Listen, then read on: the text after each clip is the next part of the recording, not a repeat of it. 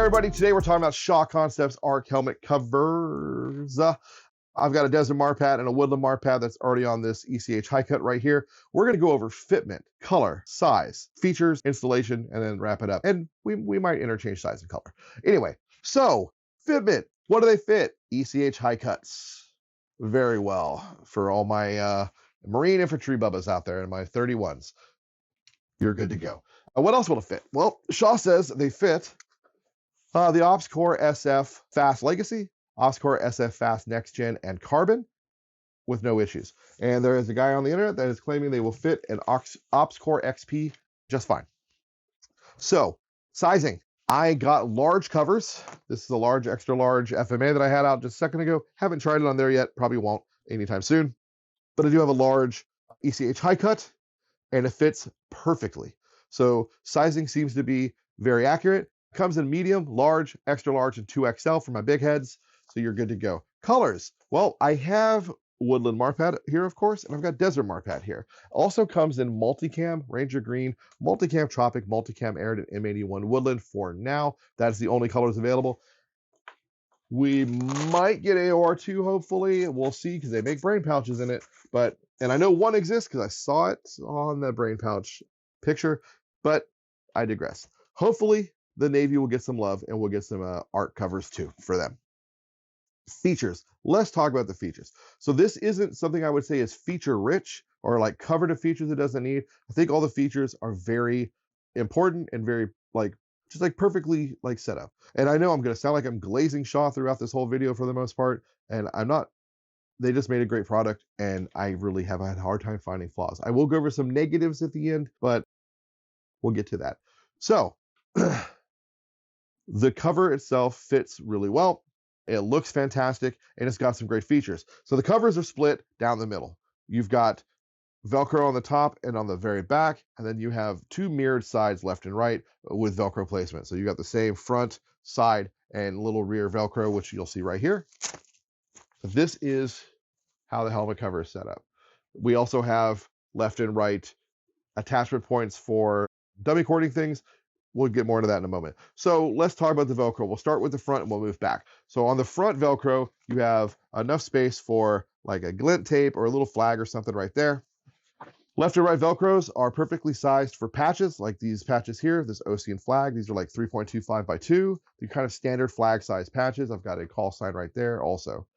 Going further back from that Velcro, we have Velcro that is perfectly sized for an S&S Precision V-Light, which you'll see better here.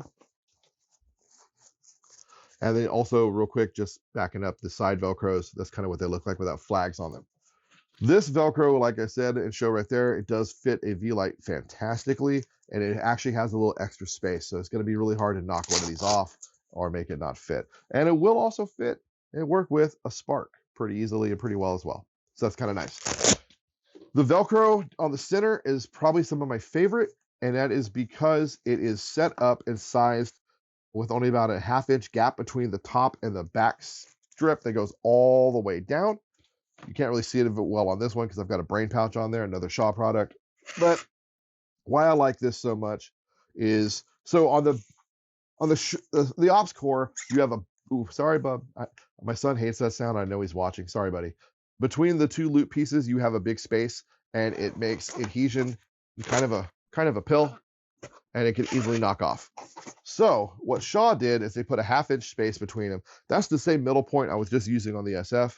If you have the top, you see this Velcro piece is shaped about the same as a Hellstar or a Manta. It will go right on top perfectly. If you had to run it all the way back, you can with no problem. Or that middle point that I like to run it at. So that is nice. I do like, we don't need that anymore. I like that they added that on, and they have the Velcro spaced just right. There's not too much space in between any piece of Velcro, so if you had to stretch stuff around or over, you can. The adhesion is very good, and that's important in my opinion for any cover with Velcro or even helmet Velcro. It needs to be spaced in such a way to make proper adhesion between your hook and your loop. So back of the cover, plenty of space to run counterweights like a brain pouch from Shaw Concepts. Fits on there fantastically, as you can see right there. What else does this have? Feature-wise, that's pretty cool. Well, you have tie-downs for dummy cording items. None of that's dummy corded yet. It will be eventually. I have it so I can move it around. But the tie downs also work great for securing a 31 cable or Anvis 9 or some other cable, or like a GoPro battery cable. That is nice to have, and the fact they have all these tie downs is really important. Any cover without tie downs is a waste of a cover, in my opinion. The cover also has these tunnels right here that are mirrored left and right. I have a PVS 31 cable running out of the brain pouch, going through the tunnel, and then out the front of the NVG port right here. I also have my brain pouch, two of my brain pouch 4 points of contact, the 1A shock cord running through the two tunnels and coming out the front NVG area. Makes for a much cleaner setup and just running the brain pouch considerably better. Speaking of the NVG area, the hole for the shrouds is very big and will accommodate multiple shrouds on the market. It easily accommodates the USMC standard shroud right there, the one hole. It also easily accommodates an OpsCore hybrid, as well as a Neurodos one hole universal, a Neurodos 3-hole, OpsCore vast shroud, skeletal vast, etc., etc., etc. On the front area, at the bottom of where the cover meets at the bottom of the shroud hole, you have some elastic right there to give you a little extra give, which is a nice touch. And we have Velcro here in the front. I already talked about it. Yeah, I already talked about it. I went all the way back. So the pass-throughs are really nicely designed. All the dummy cord areas are really nicely set up, and it makes for a very feature-rich and simple cover that allows you to put all the modern pieces from that you're going to see on a helmet and expect. Strobe lights, IFF lights, flags, cabling. The battlefield has gotten more technical, and you're starting to see that all over soldiers' equipment.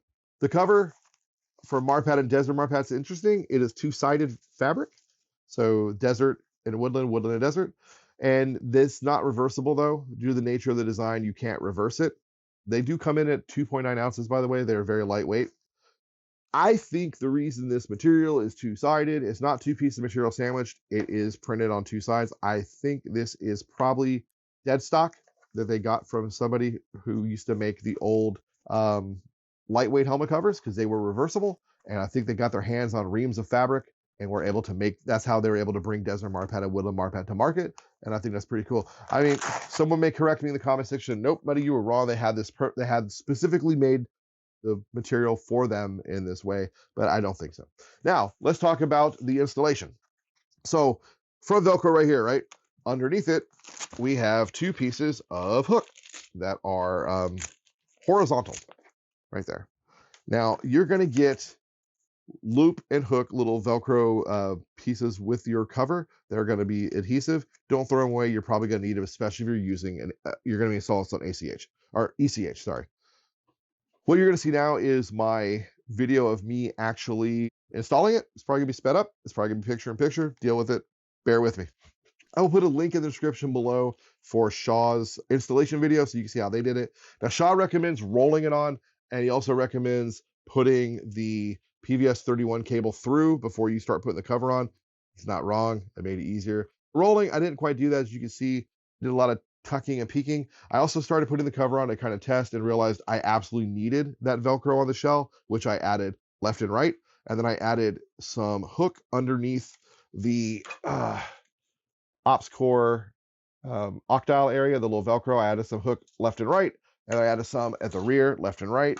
And that was in order to help this one wrap adhere better and just really kind of lock in and do what it has to do. On the inside of the cover underneath, we have the two horizontal pieces of hook there, two horizontal pieces left and right of hook on the sides to marry up to any sort of loop that might be on the sides. And then we have two vertical pieces of hook back here to hook up to the back of the helmet Velcro.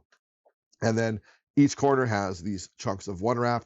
So it makes for a very smooth, very simple installation, and it was not complicated. It was far easier to install than I had for the first spear covers. I fought with those stupid things every time I put them on a helmet. OpsCore covers pretty good to put on, but yeah. So the shock covers are nice. I do like them. I think they're fantastic, and they are not difficult to put on. So let's talk about some negatives. These aren't really my negatives per se, but they're negatives that I've been hearing on the internet.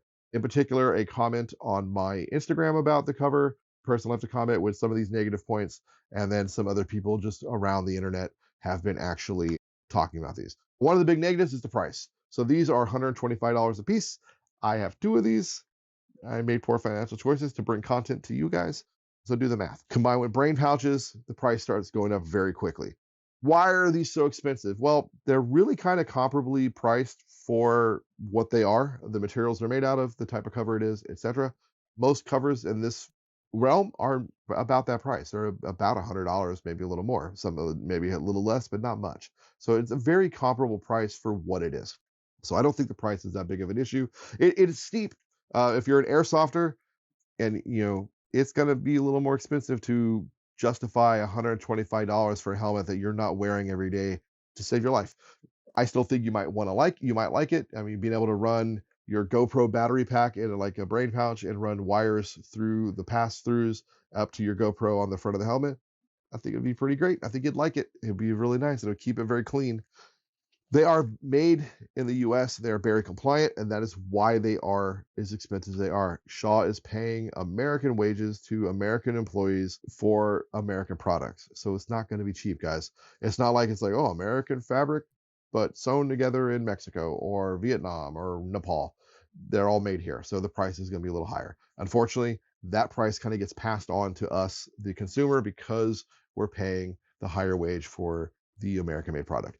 The bonus for it being made in America and being Berry compliant is if you are in a unit that has money to spend and can buy covers for their guys and will buy covers for their guys, for some of my 0311s out there, my 31s, and you can get your guy to buy them, you can get these issued to you because they're Berry compliant. I'm pretty sure they probably have an NSN. I don't see one on here, but I'm pretty sure they have one at some point or are working on it. So now your supply guy can buy them legally because they are Berry compliant. The Berry Amendment is a big deal, and you can't get non-Berry compliant stuff to be issued. Another issue, another negative guys have talked about, or I've seen people, in particular one individual for sure on my Instagram who commented the price was really crazy, and then his next comment was, why would I pay so much for a cover that's 70% a solid color and only camouflage a little bit? Well, I think this is probably closer to 40% of the cover that's solid color, but well, I'm going to answer that right now. There is no stretch tweave, to my knowledge, that is in MARPAT Desert or Woodland MARPAT. Ranger Green is a great option. Coyote Brown is a fantastic option for Desert MARPAT or Woodland because Coyote Brown and MARPAT go together like peanut butter and jelly. So that is why you have a solid color here. The multicam has multicam tweave because multicam tweave exists, because multicam G3s from Cry Precision have stretch tweave that's color matched. I've heard the M81 Woodland is all Woodland. I don't know if that means there is a Woodland tweave and Woodland Velcro, but there's a possibility that is like that. And then multicam Arid to multicam Tropic, I've not seen with my eyes yet, but I'm going to go on a limb and assume Arid has Coyote Brown tweave and Tropic has Ranger Green tweave, because I've never seen tweave in those two patterns, let alone Cry using it in their stretch panels. I would think if Cry had color match tweave, they would have used them in the knee pads and the seat stretch panels of their pants. It just makes sense. So anyway, that is a negative that people are having. I don't think it's a negative. Personally, it doesn't bother me. I don't think you see that much of this anyway, unless you're like at an angle we got the camera at now or above me. I think you're mostly going to see the MARPAT anyway. So, and it doesn't matter. And it blends well. So those are the negatives. I think they are a little nitpicky, but also not completely unjustified because it is an expensive cover. Anyway, that's all I got, guys. I hope you got something out of this review and talking about the Shaw helmet covers. I hope I may have helped you make a decision on whether you wanted to spend the $125 on one of these. And I hope you actually do give them a chance if you have an ECH or an SF, because they're fantastic covers and they look great. Anyway, that's all I got, guys. As always, man, get out there, play some Airsoft, be a bunch of nerds, LARP smarter, not harder. I'll see you on the field. Peace.